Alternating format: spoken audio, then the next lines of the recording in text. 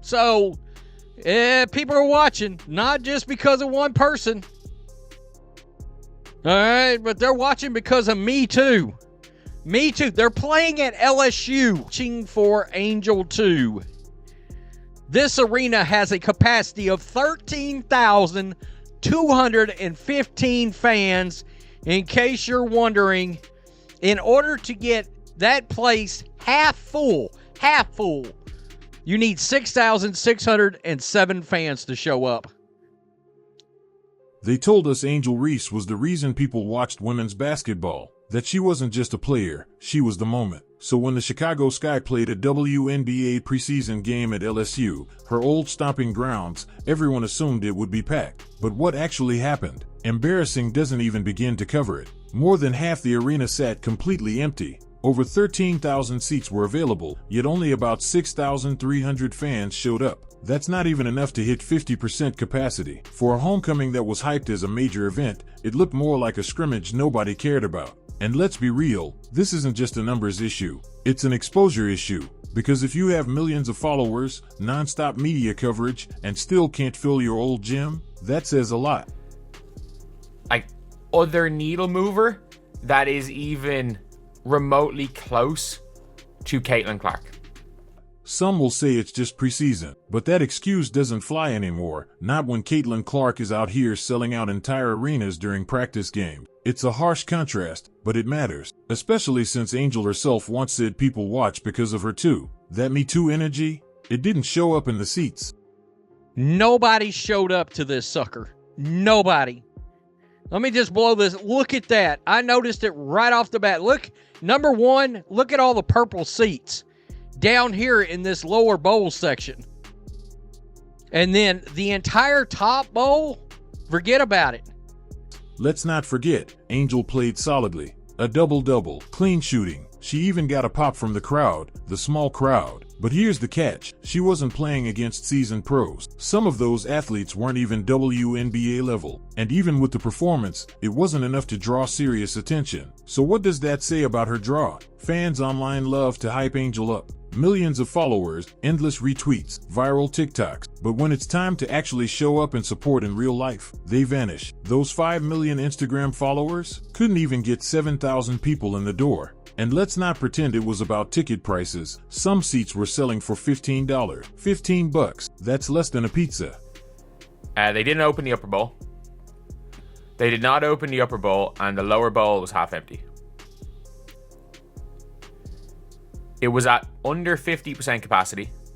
And obviously, look, the area of the crowd where the TV cameras are being shown was full. But it was under 50% capacity.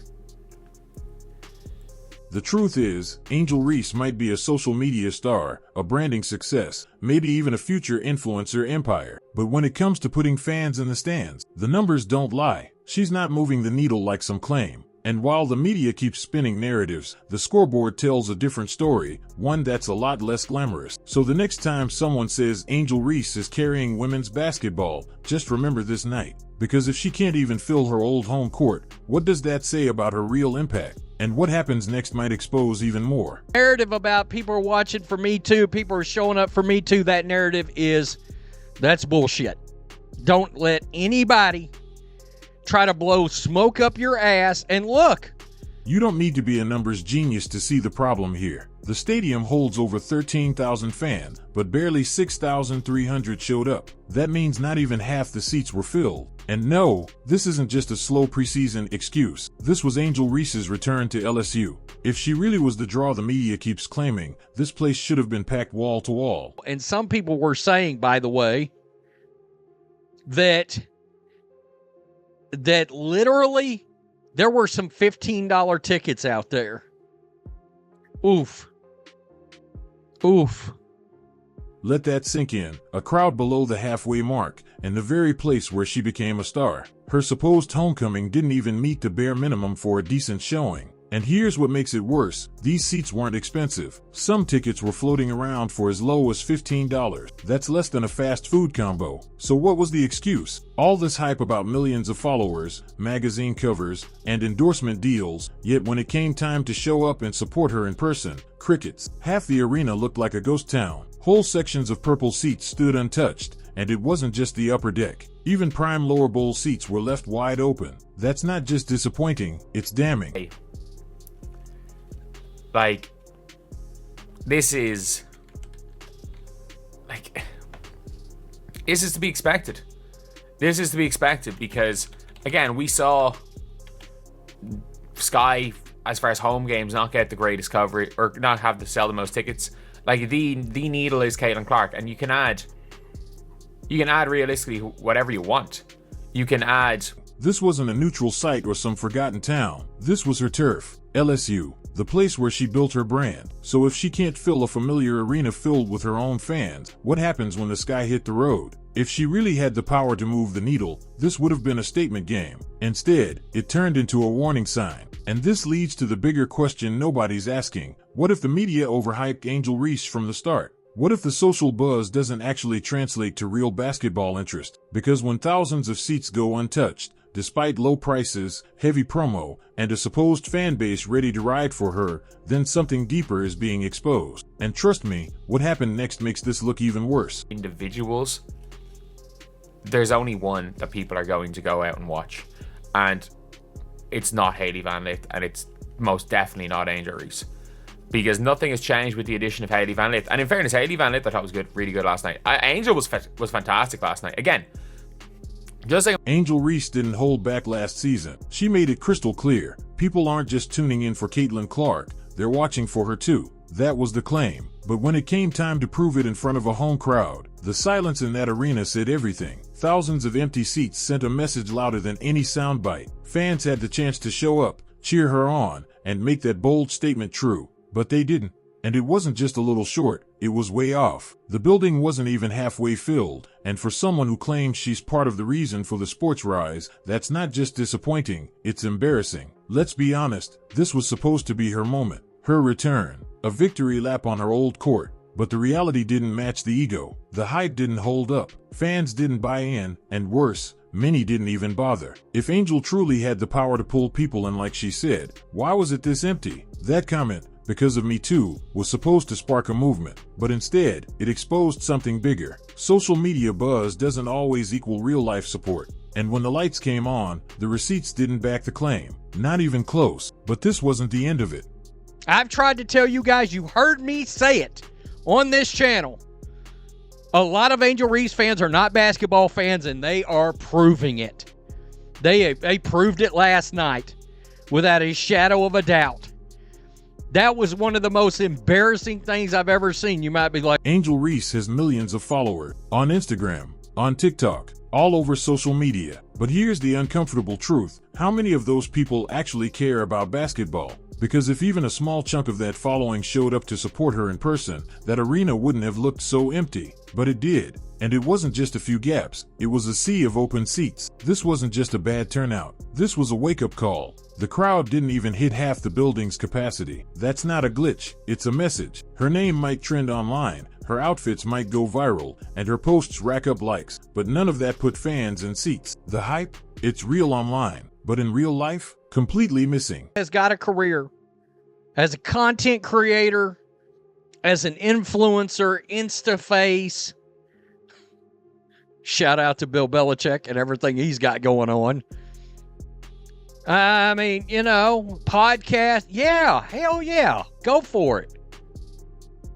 But the basketball side is not drawn. And that exposes something deeper the media refuses to admit. A lot of Angel's so-called fan base isn't tuned in to see her dominate the paint. They're not analyzing her stats or breaking down her footwork. They're there for the look, the attitude, the clout. They love the image, but ignore the game. These are followers, not fans. There's a big difference. Look closer and you'll see it. The same people gassing her up online didn't buy a ticket. Some of them probably couldn't even name the team she plays for. They treat her like a celebrity, not an athlete. And that's the problem, because while she's built a brand off style and swagger, when it comes to actually putting people in the stands, that energy vanishes. Yes. A jogadora mais promissora da liga tirando você. Caitlin Clark.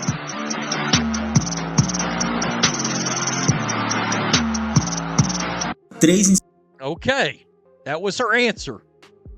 Meanwhile, players like Caitlin Clark don't just trend, they sell out. Entire arenas filled within minutes. No gimmicks, no distractions, just basketball. That's the difference. That's what a real draw looks like. And it makes you wonder, what happens to the Angel Reese hype when the cameras stop flashing and the game actually starts? The gap between online fame and real-world value just got exposed. And what came next made it even more obvious. Angel Reese showed up to play. Say what you want about the controversy, the headlines, the media spin. When it came down to basketball, she handled business. 15 points, 10 rebounds, clean shooting, better footwork. She looked more efficient than usual, less forcing, more control. For once, it was about the game, not the Instagram likes.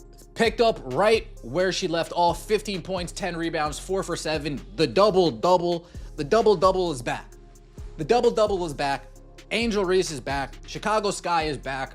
Tyler. And yet, the performance felt empty, not because of how she played, but because of what surrounded her. Absolutely nothing. The arena? Dead quiet. Over half the seats were untouched. The applause? Scattered at best. Even her best moments, those putbacks, the inside muscle work, barely echoed past the first few rows. That kind of silence doesn't happen by accident. This wasn't just a preseason game. It was supposed to be her return to LSU, her homecoming. This was her chance to prove that she could draw a crowd, silence the doubters, and shift attention back to her skill set. But instead of a roaring crowd celebrating her growth, she played in front of a half-empty building filled with awkward energy and uncomfortable truth. Tease ironic, isn't it? Angel finally delivers a strong, drama-free game, and the reaction is nothing. No media frenzy, no highlight packages going viral, no new wave of support flooding in. Why? Because no one saw it. Because the people who claimed to support her didn't show up when it actually mattered. It's the quiet kind of failure that no one wants to admit happened, but the evidence is all over those purple seats.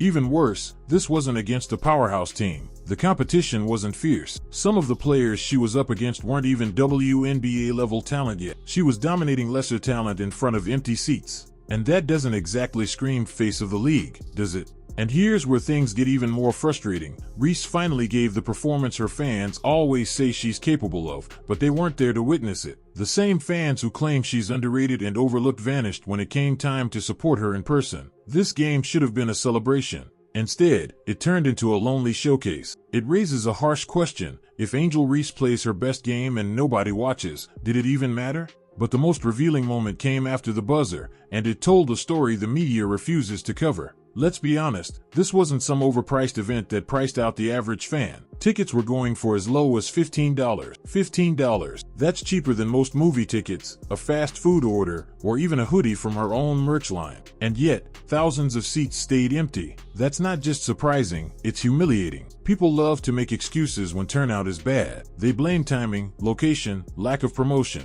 But this game had everything working in its favor. A hometown hero returns, a preseason debut, affordable entry. It should have been an easy win. Instead, it exposed just how fragile the hype around Angel Reese really is. When tickets are that cheap and fans still don't show up, it says one thing: the demand just isn't there. Not for her, not for the story the media keeps trying to sell. And that stings, because this was her chance to prove she could draw without controversy, without drama, just basketball. But even at bargain prices, the fans didn't bite. Think about that. Her social media followers, supposedly ride-or-die supporters, had every chance to show up and be loud. They didn't even have to break the bank. And still, nothing. A few scattered claps, a lukewarm welcome, whole sections of the arena left untouched like no one even got the memo. And maybe they didn't, or maybe they just didn't care enough to come. It's even more painful when you compare it to other players. Caitlin Clark sells out venues in minutes, with ticket prices triple that. Her fans camp outside. Resale prices go through the roof. That's real demand, real star power. Meanwhile, Angel had discount pricing and still couldn't fill her old gym. The contrast isn't just clear, it's devastating. So now the question becomes, what happens when the prices go up? If people won't show up for her when it costs less than a pizza, what makes anyone think they'll come when it costs $60 a seat? The illusion of influence is starting to crumble, and the most telling part of it all? What Angel did next didn't change a thing. Here's where things get uncomfortable for Angel Reese fan. While her arena sat more than half empty, despite cheap tickets, heavy promotion, and home court nostalgia, Caitlin Clark was selling out 15,000-seat stadiums in literal minutes. That's not a small gap. That's a massive, exposed difference in actual star power, and it proves the hype around Reese just doesn't hold up. Clark doesn't just draw attention, she causes full-blown ticket frenzy. Her games break attendance records, fans camp outside arenas, secondary market prices skyrocket. Meanwhile, Angels return to LSU, a moment that should have been emotional, electric, and packed, looked more like a quiet practice session. People weren't scrambling for seats, they were avoiding them. And this isn't just about numbers, it's about impact. Caitlin Clark has shown she can single-handedly shift the energy of a city. Wherever she goes, crowds follow. Media coverage explodes. TV ratings rise. That's the kind of influence WNBA executives dream about. Reese? She trends for her outfits and her attitude, but she can't translate it to the court where it matters most. Think about how different this looks side by side. One player is bringing new fans to the sport, filling up arenas like an NBA star. The other is still depending on her college popularity and Instagram followers, none of which showed up when she needed them. This isn't just a bad look, it's proof that the media might have crowned the wrong queen. It's also important to remember, Caitlin's doing this with no excuses. She's not crying victim. She's not leaning on narrative. She just lets her game speak, and people listen. Angel, on the other hand, keeps telling us people watch for me too, but the empty seats are telling a completely different story. Let's stop pretending the signs aren't there. Angel Reese might wear a jersey, but her real talent? It's not filling arenas, it's filling timeline. From TikToks to brand deals to red carpet appearances, she's everywhere except where it matters most, in front of packed crowds, delivering basketball moments that actually move the needle. The truth is, her biggest skill might not be basketball. It might be influencing. That's not hate, it's observation. Reese knows how to go viral. She knows how to sell a lifestyle. Her name trends when she posts a new look, not when she puts up a double-double. When people talk about her, they mention her style, her confidence, her clapbacks on social media, not her stat line. That tells you everything. She's built to thrive on screens, not courts. And here's where it gets uncomfortable. The WNBA didn't sign a content creator. They signed a player, a professional athlete. But when your engagement is higher on Instagram than it is in live attendance, that's not a good look. That's a business mismatch, one that's starting to play out in real time, and fans are noticing. You can dress it up any way you want, but if people won't buy tickets to see you in action, what are we really talking about here? Influence doesn't equal impact. Followers don't equal fans. Reese can rack up millions of likes, sure,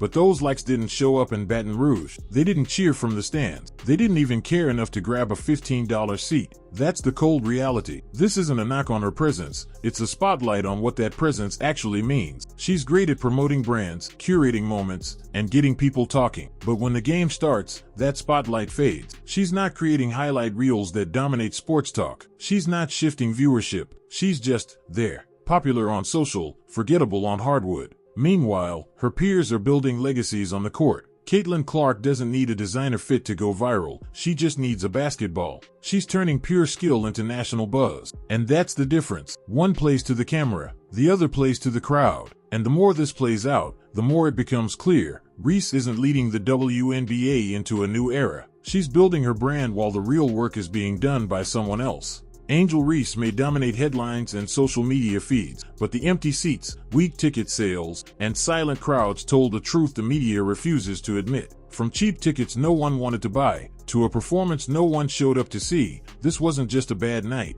it was a full-on exposure of hype without substance. If you're tired of the fake narratives and want the raw truth behind the hype, hit subscribe. Thanks for watching until next time.